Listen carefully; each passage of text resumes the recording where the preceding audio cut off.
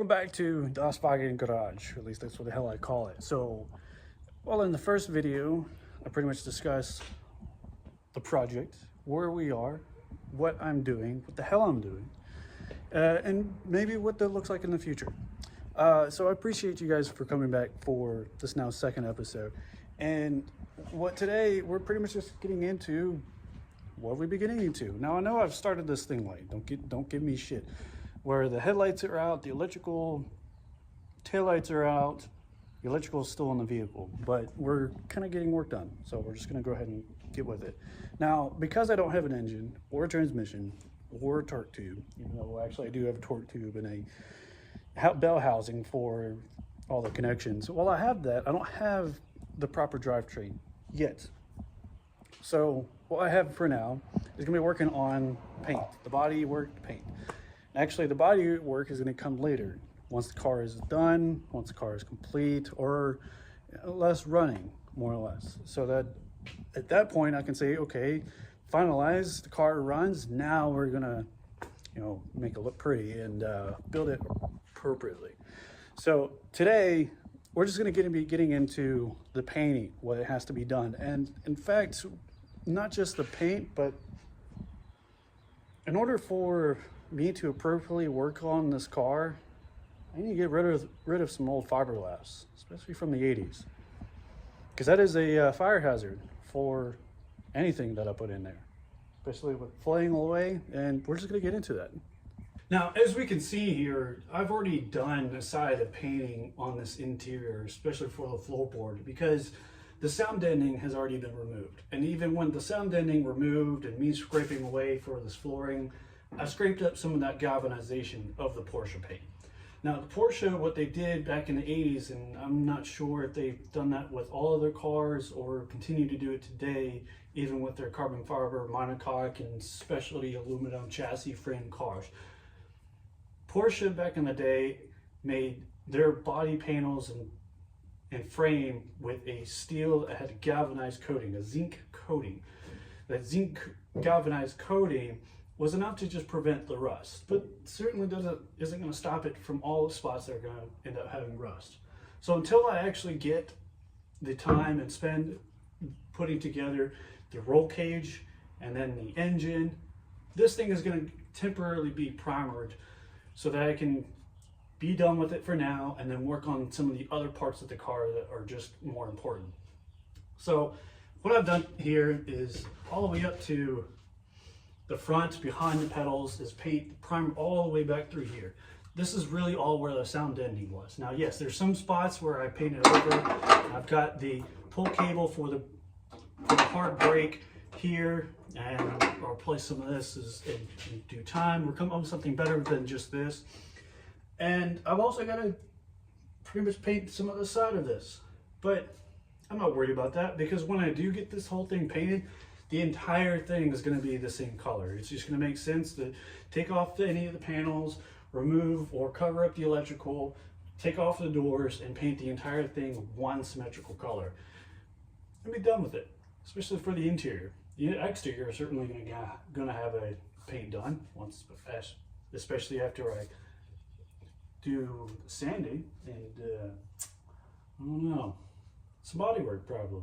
Now, before painting, it is important to note that especially in an old car like this, there are some spots, there's some holes that are threaded holes. Whether I use them in the future or not, I certainly don't want to put any paint in my threads. So the easiest thing to do is take yourself a piece of paper or wad of toilet paper or shop towel and then just twist it up, bend it into place, and then stuff it in the hole, just like your mom last night.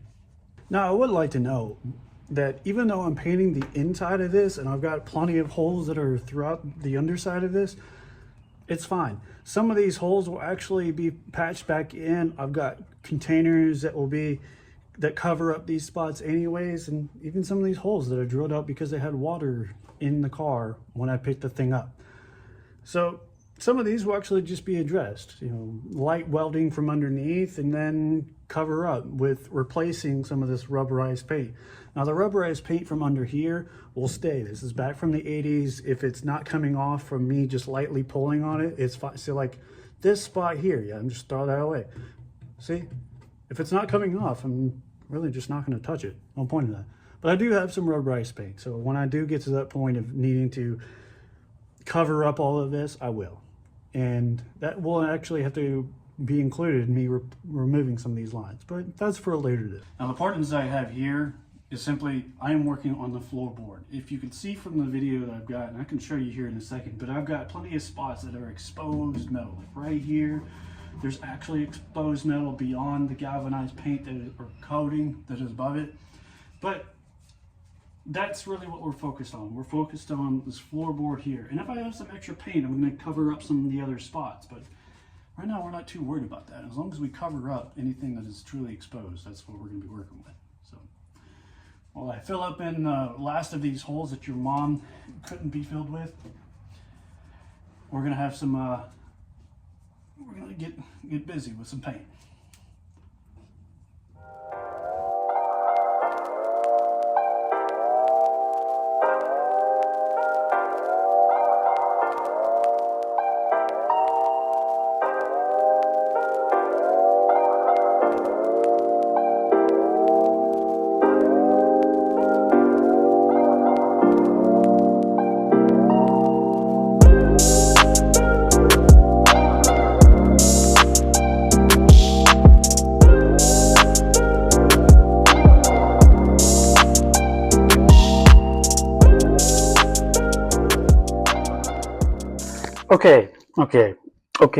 Okay. So I lied. Just a little bit, because I did say that I would paint the floorboard, and that's what we would stick with, because that was one side that only needed covering up because it was showing metal. I lied a little bit, but when you give a guy with ADHD 2 cans of paint and a hobby that he's always enjoyed, what do you expect is going to happen? Oh yeah, no, he's gonna go to town. So either way, we're covered with the paint here, and yes, it's not going to be perfect. It's not covering up everything. That's not the target. Even though I covered up the back seats, look, I get it.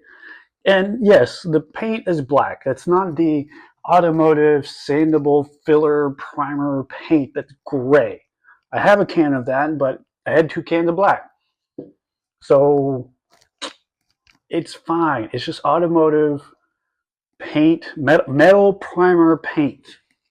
It's not going to matter. I promise you, it's not going to matter.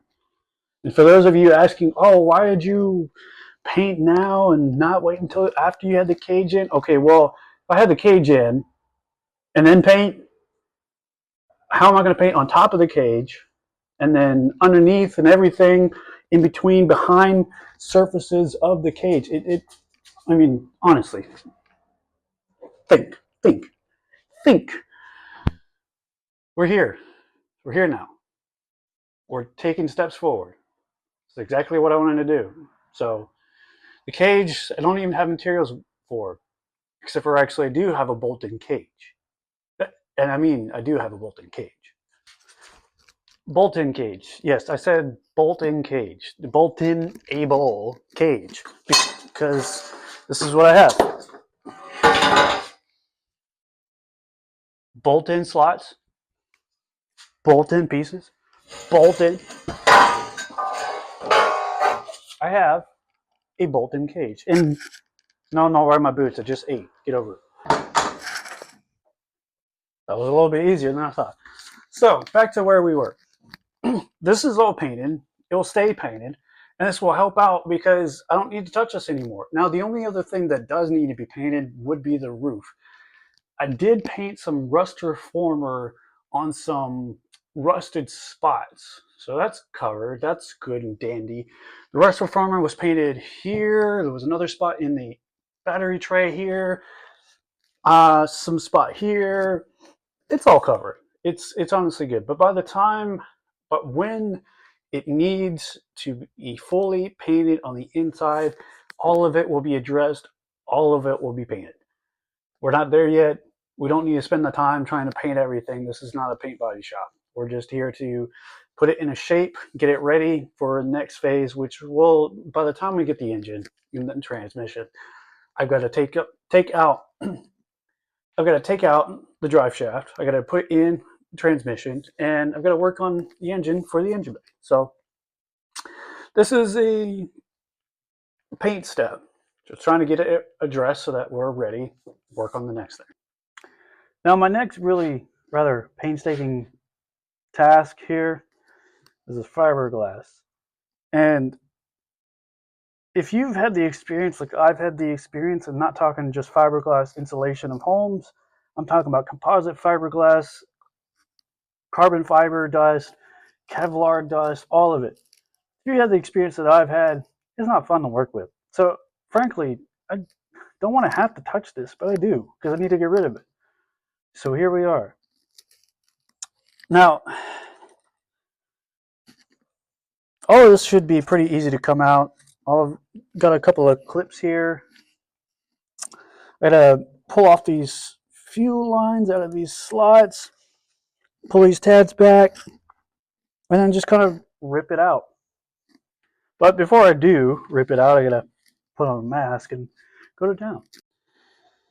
And I will note that this is gonna take some time, and honestly, just it's not gonna be that fun because we got, like I said, got clip here, pull these lines out, and this is be the brake lines, brake bled lines. And there's going to be a couple of similar clips all throughout and even underneath. So this is honestly just, yeah, we'll see how this goes.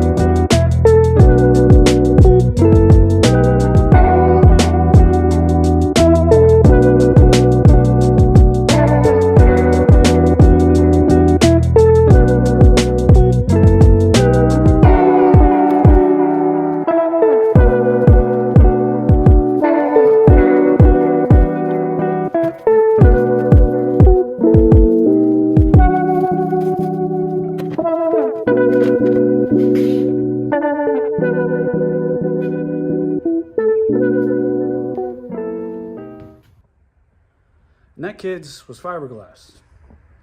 Nasty, nasty stuff. With that, I'm gonna go take a shower. See you next time at Wagen Garage.